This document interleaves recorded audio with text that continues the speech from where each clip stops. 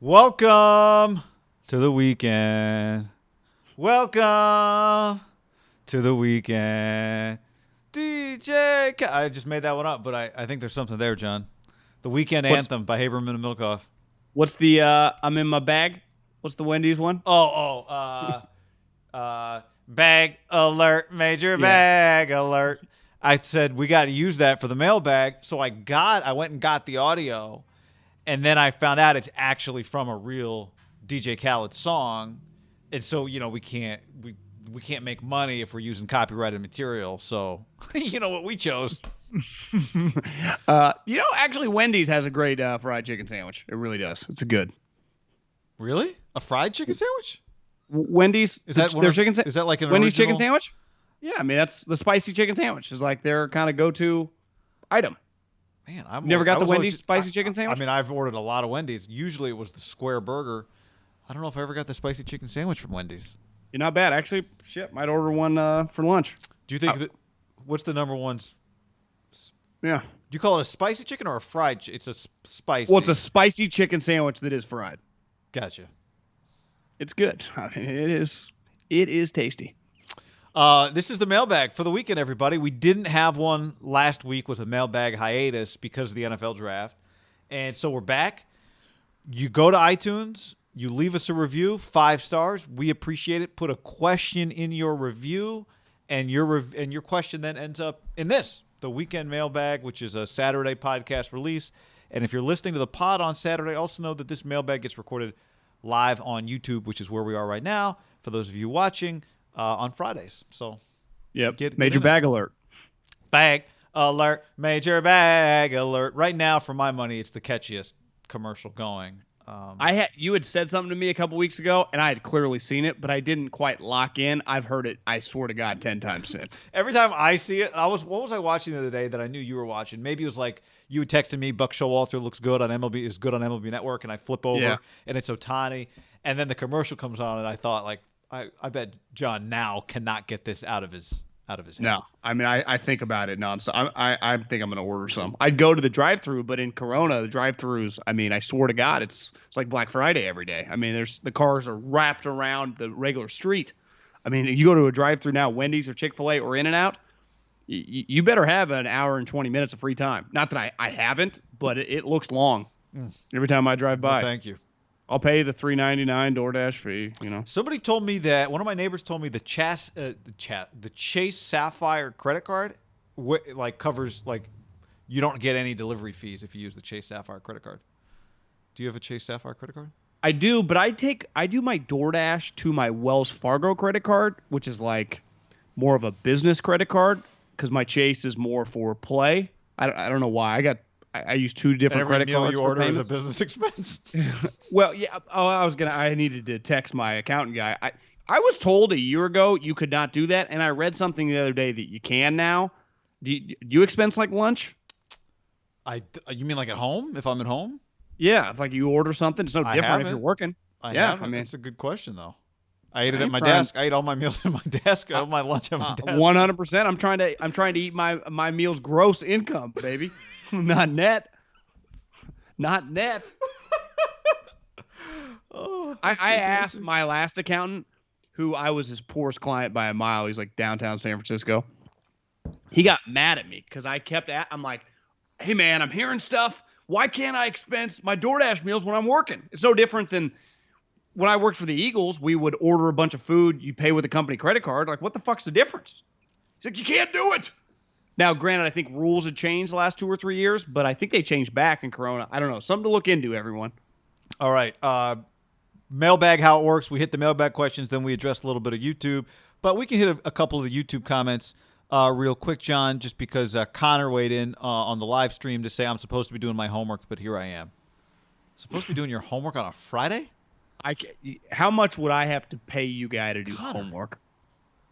I mean, I do homework, I guess. I mean homework that you can't monetize. You're just doing homework to give to a teacher for them to give you a grade, and you're like, oh, thanks for my B. I mean, all the anxiety. I mean, think about all the anxiety you used to have as a kid over that. So much. I am doing some homework right now. You and I are doing some homework right now because we're gonna do I don't want to say too much, but we're gonna have a cool Trey Lance stream that we're gonna do. That'll be fun. So we're going deep. We're going deep, deep, deep, deep. Jackson asks, chicken sandwiches, Chick-fil-A or Popeyes or Wendy's or McDonald's? Historically, I've had the most Chick-fil-A spicy chicken sandwiches by far of any of that group. Would you agree with that? Yes, Chick-fil-A for sure. I don't know if I've ever had Popeyes. I don't think I have. I never have either. I've had McDonald's and I've had a lot of Wendy's. Okay, you ready to dive in? Let's do it. All right, here we go. Mailbag. You put in a question. Now, a couple of these questions, because we didn't have a mailbag last week, we do have a few, John, that are a little older. And I thought it'd be fun to sprinkle a couple of these in because, they're back from a world when people were terrified that Mac Jones would be the 49ers quarterback. Okay? I remember that world. All right, so here we go. This is from that world, but this is not about that. This is from BYU Cougs. What percentage of the Patriots dynasty belongs to Bill and what goes to Tom? First off, we can start by saying they're both the GOATs. Bill has missed the playoffs all of 3 times without Tom. Not only that, but because Brady and his pay cuts, they had more money to spend in other areas. Plus, Bill used that in negotiations with everyone saying, Tom takes a pay cut, so you need to too. Bill's a defensive guy, and in the past 15 years, none of their Super Bowl teams had a top 10 DVOA. Not to mention, this year must have been a kick in the boys to the people that thought Bill was the reason for their success. I wouldn't be shocked that if Andy Reid had Tom, they couldn't have gotten at least 4 or 5 rings. Yeah, they got 6, and they got 3 in the last 10 years. Like, I think sometimes we nitpick on, could they have been this? Could they have been that? Like, the Mahomes-Andy Reid thing has been a raging success, whether they win another Super Bowl or not. You always want more than one, but, like, was Peyton Manning in Indianapolis, did that work out pretty well? Check how many Super Bowls they won. They went to 2. They lost the 1 to the Saints. Like, did Drew Brees and Sean Payton have a great run? Yeah, to me, Joe Montana and Tom Brady, like their run of like 3-4 are and definitely Tom, right? Because Joe, I mean, that hasn't happened since the 80s. Complete outliers. Winning 1 Super Bowl, we always talk, 2 sounds way better than 1, and it's true. Elway's 2, Peyton's 2. Yeah, like the difference between having 1 and 2 is larger than the difference between having 2 and 3. Yeah, because most guys never sniff 3, right? You're either like 4 to 6. I think we nitpick that type shit a little too much. Like, there is no perfect team. This isn't in free agency. You can't build the Yankees. Like, really what Montana and Walsh, they were cooking the books a little bit because there were no books. You could just buy whoever you wanted. And then Jerry did the same. And really whenever the salary cap was instituted, right, in the mid 90s, it after a couple years, it clearly got a lot harder to build super teams, right? Those Cowboys teams were kind of right when, I guess, free agency started. But I think a lot of owners back then didn't have unlimited cash. It's a lot different these last 20 years of just everyone has money, but the cap's hard. The pay you pay these quarterbacks and star other positions have gone way up. Yeah. I think how many do you think? I mean, more than likely Mahomes wins 2 than 5. Yeah. Right? Yeah. Yeah. But I think what makes them different than, say, like even Andy and Mahomes, just off the top of my head, wouldn't you say historically the teams we talk about in this way, the great quarterbacks, we'll say Mahomes and Andy, we'll say Shanahan and Elway, we'll say Walsh and Montana. I guess you could say, Steve Young competed with a defensive head coach. By and large, these are offensive head coaches. Holmgren and Favre went to 2 Super Bowls, right? Jimmy Johnson? What's Jimmy? Was he like an Urban Meyer? I think kind of a hybrid. Not really a defensive or offensive guy? I think he was naturally a defensive guy, but yeah, I mean, he had North Turner.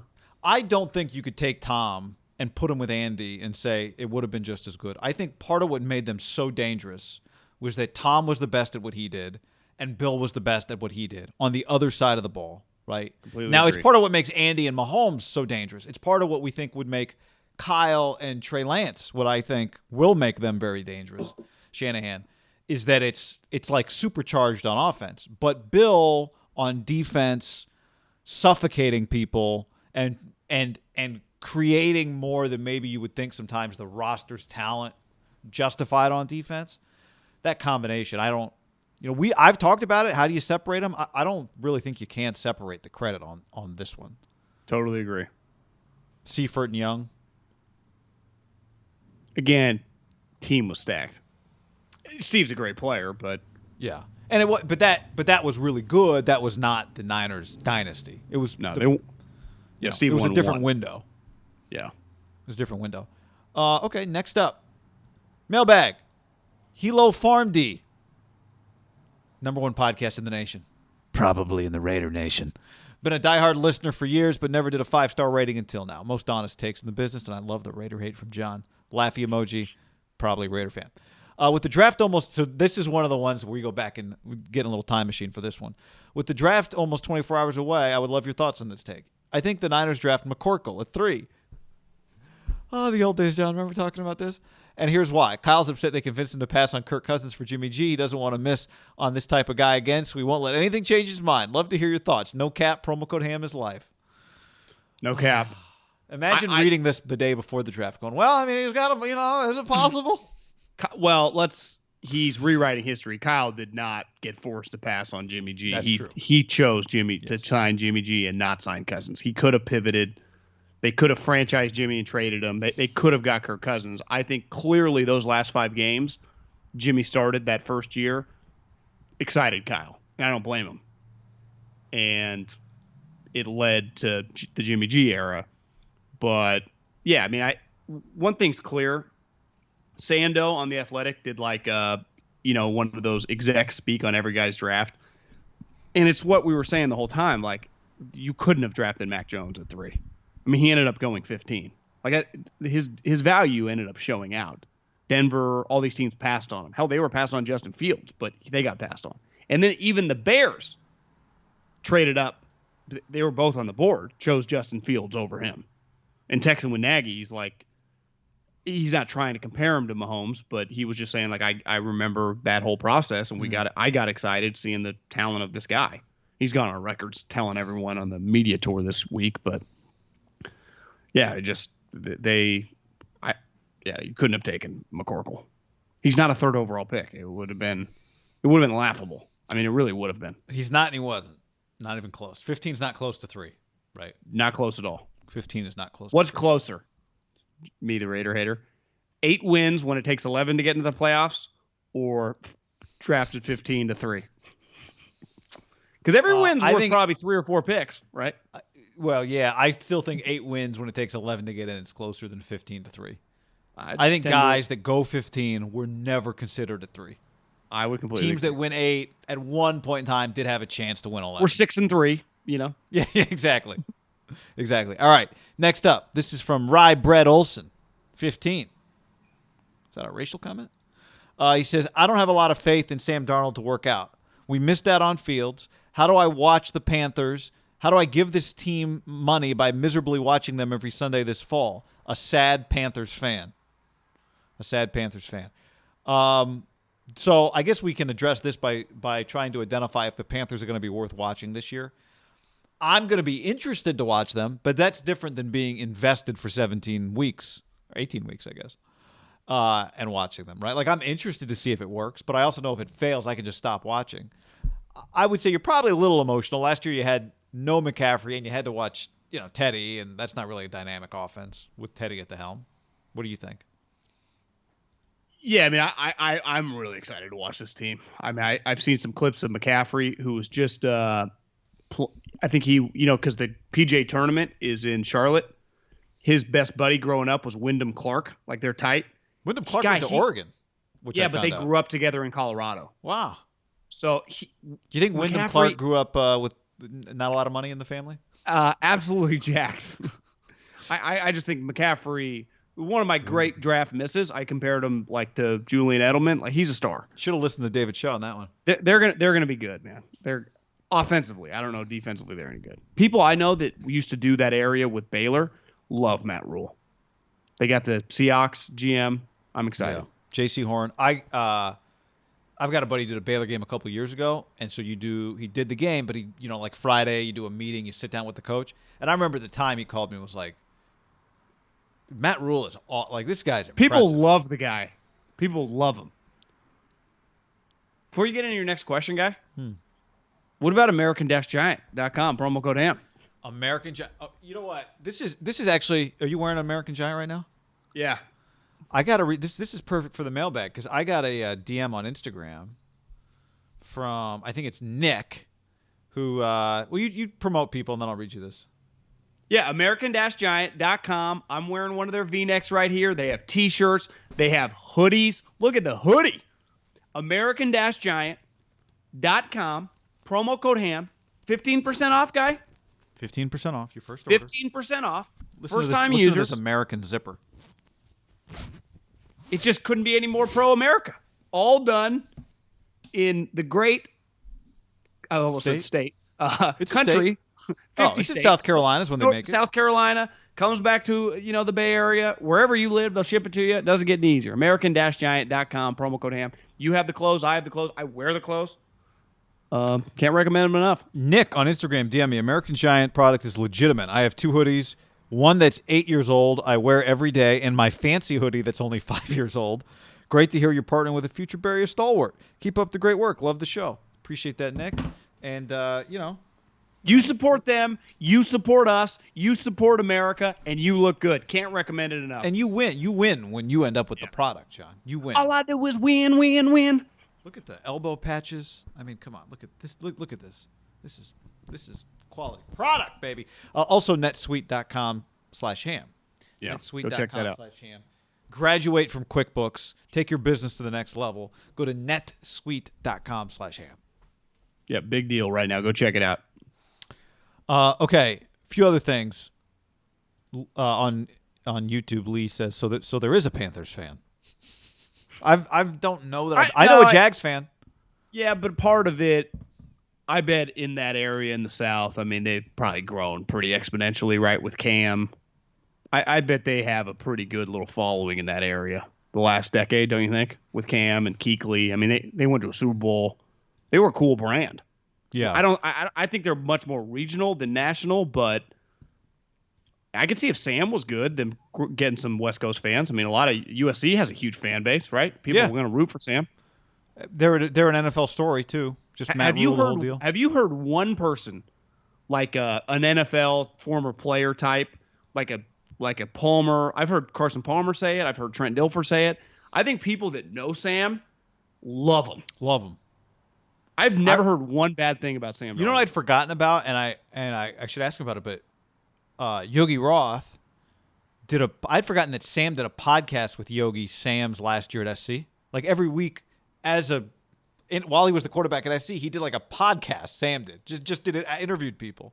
I don't remember that. I had forgotten about it. I think it was like part of like a Heisman campaign thing to get it going, but it was also just Sam wanted to talk to people. Yeah. So, you think we get Sam Darnold on the podcast? Maybe. My girl's whole family are Panthers fans. All right. Next up, John. This is from. How do I get this up here? This is from Go Giants. KD is a boss. Guy and John, literally the best sports podcast I listen to. Insightful, good conversations with some comical sidebar convos once in a while. Although they're Bay Area sports team centric, they talk about the major sports as a whole as well. By the way, I think there might be an F1 race. I can't quite figure it out this weekend. There may not be. I'm getting a lot of I started following F1 on Twitter. I figured that was the best way to figure out when something's happening. And I need to follow him on Twitter. All I know is like Olmedo Signs or whatever that guy. Not Olmedo Signs. That guy played Horatio. Horatio Sands. Mailbag question: what do you think happens if the Niners run into a situation where Garoppolo plays well throughout the beginning of the season, assuming he stays healthy, which is no guarantee? Do they let him continue to play well in order to regain value picks and keep Trey Lance on the bench? Or do they play Lance when they feel he's ready and just trade Jimmy for whatever they can get? So if Jimmy plays well at the beginning, do they continue to let him play well in order to regain value picks and keep Trey on the bench? Or do they just play Lance when he's ready? I would add, what if he's playing well but Lance is ready and you can trade Jimmy week 3 because something happened to somebody? Why not that? Yeah. I think everything's on the table. There is no set plan. Beside Jimmy's the starter right now, and we'll see. And Kyle's basically said as much, has he not? Yes. Like, Jimmy's a starter right now, but I can't predict what's going to happen in camp or how quick he's going to be ready or he how said Jimmy's when Trey's ready to compete, we'll all see that he's ready to compete, and then he'll compete. Yeah. And maybe he'll be ready. Maybe he'll be ready sooner. Maybe he knows all the plays. Exit the east, right, nasty, 2 scat Cherokee, can 3 scat, both hammer. You know? Or you want to flip the play, you flip the play. But Omaha! I don't think, to answer I think the centerpiece of this question is how much does Jimmy Garoppolo's potential value drive their decision-making? And I think the answer is none. Or I shouldn't say none. The number one factor is how good is Trey Lance. That's the number one factor in all this, right? Yeah, I don't think let's just say his value is like a mid-round pick, unless that jumps up to a 1, if they're winning, they ain't worried about it. Mailbag, next up. I heard you guys talking about the Niners' third wide receiver, and I was worried about it as well. My thought was to sign Golden Tate. He would come cheap, and he is their style with his physical style and after the run catch ability. What do you think? I'd fucking take Golden Tate. Golden Tate's still a free agent. Still available. I do think, I don't know if his character's bad, but remember he got suspended last year. I wonder if he's a match for them organizationally. Not really knowing. You remember Joe Judge left him at home in a game? Yeah, see, I would not have Golden Tate at the top of my list. Remember the Eagles traded like a second mid-season? Yes. He did. He caught a game-winning touchdown. It was 2-point conversion. What was that? In the playoffs, yeah. Against the Bears? Wasn't that Chicago? Yeah, I mean, it's not all his fault. He's played with Daniel Jones, but from what I understand on that game-winning play, he didn't actually quite know what to do, and it kind of worked out. He's been trending down the last 2 years, but is it quarterback related?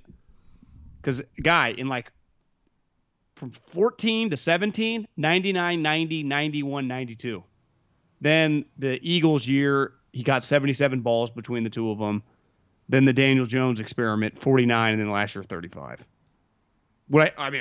Veteran minimum, I'm taking the guy, right? Unless he's I don't think he's that bad of a character guy. I just think veteran players, it's hard to teach an old dog new tricks. I do think it's hard for veteran guys to be like, buy in, yeah, woo! It's like, I'm just a veteran, throw me the ball. On a team that has a lot of buy-in. And young play and you're right. You're right. It's you'd fly him in to meet him before you sign him. You're not just signing him blindly. You'd have to do a sit down and no money. No guaranteed? Give you a $20,000 bonus? Question on the YouTube comes in. D.D. Westbrook. I did see that was a Roto World headline today that teams are sniffing around D.D. Westbrook. That's a find from our buddy Drew Hill, junior college transfer. Boom, He was a went there. guy when he went to Oklahoma? I think so, yeah. I mean, he had back-to-back almost 70 catches. He had 100 coming into last year. He had 120, maybe 132 catches in 2 years, something like that. At one time, their offense was Baker Mayfield, CeeDee Lamb, D.D. Westbrook, Joe Mixon, Hollywood Brown, Orlando Brown. Like that offense was safe to say at Oklahoma. They know their offensive talent. I mean, they always have. They got a type. Good players. Didi's coming off an ACL. That's what it looked like when I YouTubed his injury. He got carted off. And unlike Derek, they put him in the back of the cart. He didn't have to sit in the front. Well, they had a back of the cart. Yeah, that's right. It's like, bring out the truck. Bring out the truck. Yeah, golf cart. You wanted the truck with the bed? Yep. Why didn't you say something? Underrated, most embarrassing moment I've ever seen. It'd be like, hey man, can you come over and help if I asked you to help me move because you have a truck and you came over in your 4-door sedan? Like, bro, we're moving a couch today. Yeah, we're just gonna put the cushions in the back. Derek's ankles pointing at Sacramento, and he's just like, it's not even like an exit row amount of leg room. It's like this. For those who don't know what we're talking about. The year Derek broke his ankle, I remember I was at my parents' house. They were kicking the Colts' ass. And Derek, I mean, honestly, at that moment, it was like, he's going to win the MVP, bro. Because he had already had momentum. His ankle gets snapped. I think Robert Mathis ran over their or offensive tackle. Wasn't it? It was Donald Penn, wasn't it?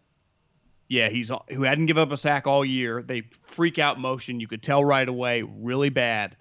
Like most players, a cart comes and you put him in the back of like the green Gator. I actually got my brother's son David Gator for Christmas, but I didn't put together. And I went to his house the other day, and the box of the Gator is just still like he ain't put it together. Wait, what do you mean, like a little 4-wheeler? Yeah, a little 4-wheeler, like it's a Gator, to drive around in the backyard. It is a great gift. And Derek, they didn't put him in the back like everyone else with a shattered ankle, and he had to sit in the front where the front is tight. It's not like there's a lot of room. I mean, guy, it's like a look at like this. A 2-seater sports car. Other people are riding in the back. Look at that thing. For those that are listening on the podcast that can't see, Google it. I remember being embarrassed watching it. Like this is a joke. This is your franchise quarterback. All right, so we did that. We did this. Next up, John. Oh, by the way, just to finish the thought on the third receiver, I mean, you and I actually made a video about this on Thursday. I guess it was part of the podcast. Again, I'm not overly concerned about their third receiver right now, but they need somebody. I get it. I do. I also think just let the cream rise. I'm getting a lot of people talking about the UAB kid to think that like, what? Oh, this guy's a lock to be the third receiver. You can't say if he was a lock to be a third receiver on a talented team. How does this guy not get drafted? Like, I'm sorry. Like every team in the league passed on him. How many times? I would say on average, all the times. So he might make the team, but if he's on the practice squad and doesn't make the team, he's an undrafted free agent. Austin Watkins ran a 4.53 at his pro day at UAB. Not a soul said, Matt Breida, he's going to be a starting running back. And then at training camp, you're like, God, this guy's pretty good. Like you got to do it. Yeah. Yep. It's like, hey, Kyle, the internet is saying this guy's going to do it. Well, yeah, let's see him play. Kyle's like, well, I've been reading Twitter, and I got to tell you, I'm convinced. All right, this is from Davo Cinco. Blue Collar Pod, Dave says, all the Rodgers talk was great entertainment, but as a 49ers fan, I'm very glad we didn't get him. He's an elite talent, but hard to root for in my opinion. Knowing how petty he is, there's still a chance we got the deal done. He would still retire and go host Jeopardy and say, Niners should have drafted me originally. Niners made the right move long term. P.S. Alex Trebek was making $10 million a year. Okay, here's his question. I do have worries about the cornerback situation for the 49ers, given our two starters' injury history. I don't see how we don't have more depth at that position, even after it hurt us so badly in the last few years. I'd like to see us sign a free agent or make a trade for depth soon.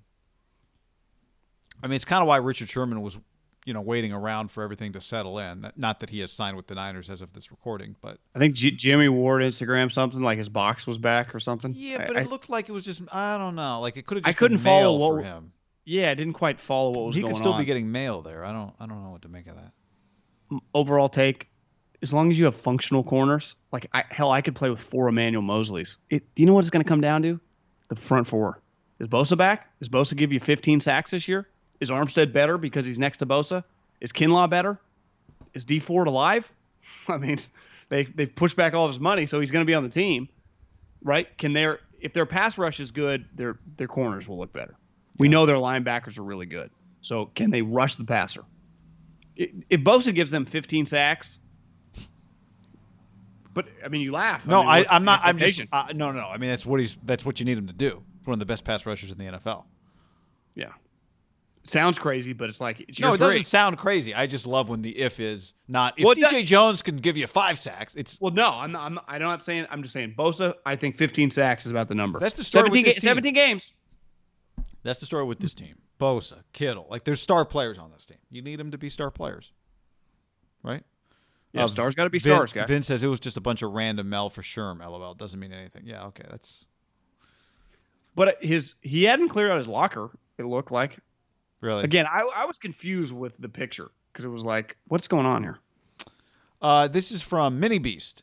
Just started listening after the Niners traded up to number 3. You guys are great. Here's a controversial Mac Jones thought. Thank you. So what day was the draft? Like the 29th? This is April 26th. Mini Beast sent this, so. A day before, yeah. Yeah, a couple days before. But let's go back down the rabbit hole just for fun. Here's my Mac opinion. If he's the pick, I want him to fail. I'm taking a full-blown belly flop. Yeah, I think he'd be the wrong pick. and I'd be mad that we passed up, but I'm thinking about the bigger picture. What does it tell the next generation of coaches and young players, especially QBs of color, if a prolific offensive mind prefers Mac to Fields and Lance? He's overweight, less athletic, less arm talent, has the best supporting cast of all three. What does he have going for him? Is he brainy? So is Lance. Is he accurate? So is Fields. Is he a high character guy? No. He has a DUI. He's had 1 to 2. Do you know what I think happened, Guy? What? People hated McCorkle so much, they added a DUI on his resume. I know. They added, I've never seen this before in draft talk. They just added a DUI. They're like, he's got 7 DUIs. It's like, what are you guys talking about? He has 1. Higher ceiling? No, I forget there was more to this comment, actually. At the end of the day, I don't like what the future of NFL looks like if the McCorkles of the world are still prioritized over Fields and Lance. I surely don't want to be a part of a team that drives that either. Well, good news, Mini Beast. Yeah. I just see, again, I love going back in time on some of the Mac Jones takes now. But look, I mean, 2 young coaches. Say what you want. Nagy's made the playoffs more than Kyle twice in 3 years. 2 young coaches took Fields and Trey. Does that not reflect? I mean, they high-end talent. Yep. Got to give them credit. We talked. It's all fluff. The action, those 2 guys, took those 2 guys. Fields, Trey, I mean, if you're the Niners quarterback, you're a big deal. The Bears never have a quarterback. If Fields, Ohio State is good, he could be a star, right? Obviously, Trey would too, but Niners quarterbacks are stars. I'm just saying the Bears. The other day? Somebody said to me the other day, the Bears haven't had a quarterback since Sonny Jurgensen. I just started dying laughing. Was that you? Just like the idea of maybe it wasn't you. Well, they haven't had an All-Pro since the 60s or whatever, which is crazy because in the Steve Young book that I'm re-listening to, good book, is the hype, like the way he talks about McMahon when he was there. I mean, I wasn't even alive. Neither were you. Clearly, he was like the star in college, right? BYU was a top programmer, one of them, and he was by far the best, most prolific quarterback. Now, he ended up winning a Super Bowl, but he clearly didn't go become like the passer that I think people thought he would become. Part of it, I think he had some serious injury history, I think. Jim. I'm just looking at his game log. He never played more than 13 games. You have his wiki up? I have his pro football up. Hold on. Does it say what pick he was? Oh, man, I think he was top. Was he the top pick? 5 in 82. Gotcha. Which back then, I mean, running back might have gone 1. So it's like, you know. The first, usually you'd be right. That year, no. But listen to this. You want to just yeah, do a deep dive. Hold on. Let's do a little deep dive here. Here we go. Deep dive coming up, and I think everybody on the tube can see it as well. Okay, so number 1. Let me make sure everybody can see this. This isn't working as well as I hoped. Anyway, Kenneth Sims, defensive end. Johnny Cooks, outside linebacker. Chip Banks, outside linebacker. Art Schlichter, quarterback. This is before every quarterback had a quarterback name, I guess. McMahon, quarterback. Is this the worst draft of all time? This is bad. This is real. I mean, so then we get at 7. Okay, the Vikings are here at 7. The Vikings go Darren Nelson, running back, Stanford. Then Mike Munchak goes, the guard. Good pick. Then Atlanta takes a running back, Gerald Riggs from ASU. Then the Raiders take Marcus Allen from SC. 2 picks later, Walter Abercrombie. A Fitch? Running back, Baylor. Then Barry Redden, running back. Butch Wolfolk, running back. Gerald Wilhite, running back. So what is that? How many running backs in this first round? 1, 2, 3, 4, 5, 6, 7. Can you imagine a draft, John? Running back, 7 running backs in the first round. When can we get a running back? Were running backs in the 80s? They were the quarterbacks, huh? What's going on here? Like if you were on the fence, running back or quarterback, you could easily just take a running back. Yeah, absolutely. A lot of time. How many in like the 70s and 80s, if you were on the fence, like running back or quarterback? It's like, let's go running back. Got to rearrange some things. I think it was all the time. There was one draft. I think there was a draft where they went running backs 1 and 2. I'm sure it's happened. Maybe it's happened more than once. Oh, 100%. Okay, next up, mailbag. We did that, and here we go. Mailbag from Big Boy. Hey, guys, question for the pod. First off, you guys rock. Keep up the great work. Anyway, big-time Lions fan here. Sad, I know. Let's say Stafford finally reaches his full potential with McVay and a non-dysfunctional organization and wins the Super Bowl this year. He would be tied with Rodgers. In both appearances, Super Bowl appearances, and wins, one apiece. He should easily end up top 10 all-time in yards and touchdowns given his current rate. He'd be ahead of Rodgers in both. Rodgers sitting for 3 years hurts his all-time stats. Isn't there a possibility down the road we look back and say Stafford was the better quarterback and he was just a victim of his situation? As someone who's watched every Stafford game since he was drafted, I've seen him be elite, albeit for arguably the worst. It's a long mailbag. Yeah, I know we did get some long mailbag. Arguably one of the worst situations ever. Franchise. People rave about Mahomes, arm angles, and rightfully so, but Stafford's been doing that for years. I truly can't wait for the world to see how good Stafford really is. P.S. We need a weekly DraftKings golf game from you guys, even if we buy in for smaller non-majors. We have a long summer ahead of us. Don't force us to watch baseball. Also, could you include a link for the DraftKings game? That'd be awesome. I don't know how to search for it on the app. Insight would be appreciated. Thanks, Haberkoff. That's a lot to unpack there. Rodgers has always sang Stafford. Like, Rodgers has always been his number one defender. I've heard him say countless times, like, how great Matt Stafford is. Do you think it's his way of subtly taking shots at the Packers? Maybe. Yeah, I mean, hell, at this point in time, you never know. I think it would be pretty hard for him to jump Rodgers' career. But here's what I think we all have to acknowledge. He can have a 2 or 3 stretch where he changes the narrative of his career dramatically. Yeah. Because people are going to watch him. He's going to be on a good team. And if he were to – Rodgers, like, again, it's more than just winning a Super Bowl. It's more than just, like, drafting one good player. There are other elements of being a GM. There are other elements of being a quarterback. He's won 11 playoff games. He's gone to 5 NFC championships. Like, he's accomplished a lot besides just that one Super Bowl. When I remember I was at the game, actually, I watched it in the not the Super Bowl, but like that first we played him in the playoffs week in the divisional round or the wild card round. Eagles Packers? Yeah, Eagles Packers. Packers. It was a good game. I remember James Jones had a sweet touchdown. I mean, Rodgers was just better than Michael Vick. And Michael wasn't that terrible. Remember a last second, like, heave-ho to Deshaun that it would have hit, it would have scored, and we would have won. But I just remember just underthrew him, or maybe the DB made a great play. We were down. I mean, it's not like it's just one of those things. I just remember the season ends. You're like, it's over? Like, was it next week? You're like, no, it's playoffs. It's over. It's pretty jarring. That's been every Stafford playoff I've game. always thought, though, if you're a fan, if you work for a team, if you lose to the eventual champ, it's easier to keep your head up. Unless the champs. Yeah, I agree with that. You know? Like, I think UCLA's crazy game in the Final Four with Gonzaga still incredible. It gets hurt when Gonzaga gets blown out by Baylor in the national title game. Yeah. Luckily for UCLA, like, they were an 11 seed, right? It's all gravy. 100%. It's all gravy. And the game was still the game. It's one of the great games I've ever seen. Just history will not remember it the same way because Gonzaga didn't win the national championship. Yeah. So it's better for a team that, like, we beat Baylor that year, right? Did they lose? Yeah, Baylor lost a game or two. Oklahoma State, I bet against them one game, which looking back was pretty stupid. Trying to go unbeaten. What a lucky bet for me. As it relates to DraftKings, yeah, we did a DraftKings game this week. We'll keep them going through some smaller tournaments because this is fun. In terms PGA of Championships link, in like 2 weeks. PGA Championships in 2 weeks? Okay. In terms of a link, maybe 3. You know, we do post the link, although we didn't this week because it was such a small game. We knew it would fill pretty quickly.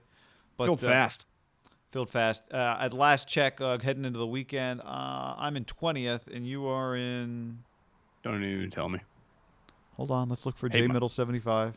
Hey Behaves J Middle 75. Where are you? Let me find a rival here. You're 22nd. We're neck and neck.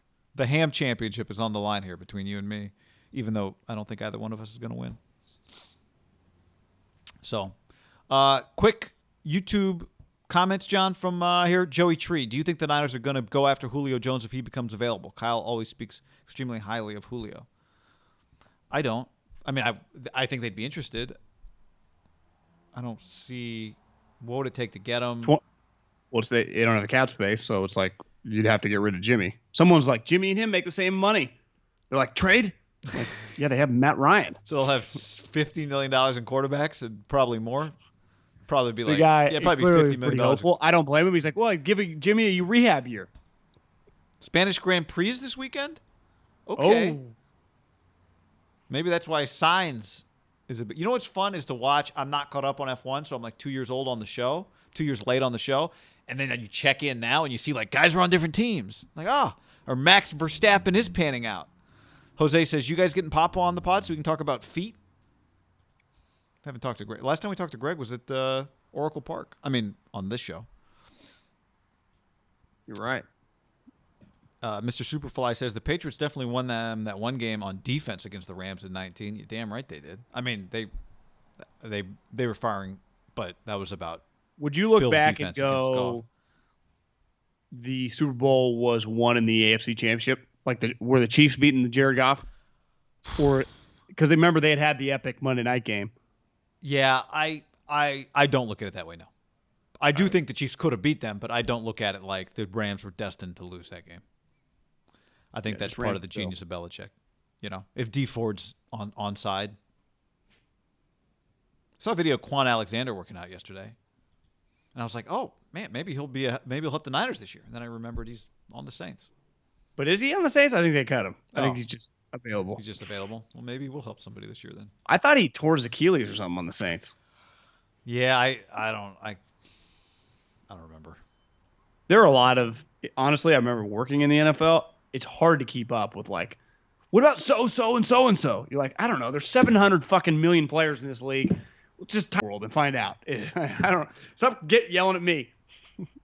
There's a lot of bodies. A lot of bodies. Because someone DM'd me a good point. They're like, we make such a big deal. Like the majority of the leagues, I think ESPN or NFL tweeted out 45% of the league is 4th through 7th rounders. And someone's like, well, yeah, of course. If 50% is the hit rate from round 1 to 3, you just do the math. It's like, yeah, it's like everyone hypes this up, but use some context. Like this isn't the NBA. There aren't 12-man rosters. These rosters are big. Where are the players coming from? If the first, second, and third rounders, half of them aren't any good, you got to get them from somewhere. I think now maybe we get a lot of. You know what I'm saying? 1,000%. I think it would blow your mind the number of players out there that exist that are former NFL players. There's not a lot of them. I mean, that's an exclusive club. But you could have a 6-year career without really anybody. There are some guys out there that just no one ever yelled, "Go, John!" just for 7 years other than his family. And he had a great NFL. It's like a really impressive NFL career. The greatest athlete to come from his high school, his hometown, his neighborhood. And you could definitely have a 7 probably be hard, but like 4 or 5 and no career. But I'm saying no career starts. You could have 7, 8 and no one knows who you are, but you probably maybe got to start 1 year. I think you can go 3 or 4 years and get and dress every game, no starts. Well, how about and never really play on offense or defense. The Niners signed this guy, Trent Sherfield. 3 years he spent in the league with Arizona. Last 3 years he's been on the Cardinals. Been on their 53 man. 28 catches in 3 years. He's just a undrafted player. Free agent out of Vandy, right? 4 years ago. He's coming into his 4th year in the NFL. Like that to me, like that's the league right there. You know what you need is like once Mosley becomes a starter, I bet Mosley was a key special teams guy for them, right? Like you can't have Mosley running down punts. This guy got to do that. Or Jalen Hurd or whoever. Yeah. That's something everyone's like, we have 4 wide receivers that can all catch. Well, some of them got to play special teams, right? If Jalen Hurd makes a team, Jalen doesn't just get to play slot receiver, right? Or I mean, his back's healthy. Like he's going to have to contribute. What if I told you this? Right when we started, I ordered Wednesdays on my phone, and it's about to be here in about a minute. I wonder why you kept checking your phone. You're checking the progress of your DoorDash. This is perfectly timed. All right, everybody. If you're watching this video, hit the like button right now. We're about to go, but just hit the like button right now. That helps out the channel. It helps us out. We appreciate it. Subscribe to the podcast down in the description. Subscribe to this channel. Subs are growing there, but yeah, come on. Like. All right. Major bag alert. Bag alert. Major bag alert. Lunch is here. All right, everybody. Thanks for hanging with us. We'll be back soon. See you on Sunday.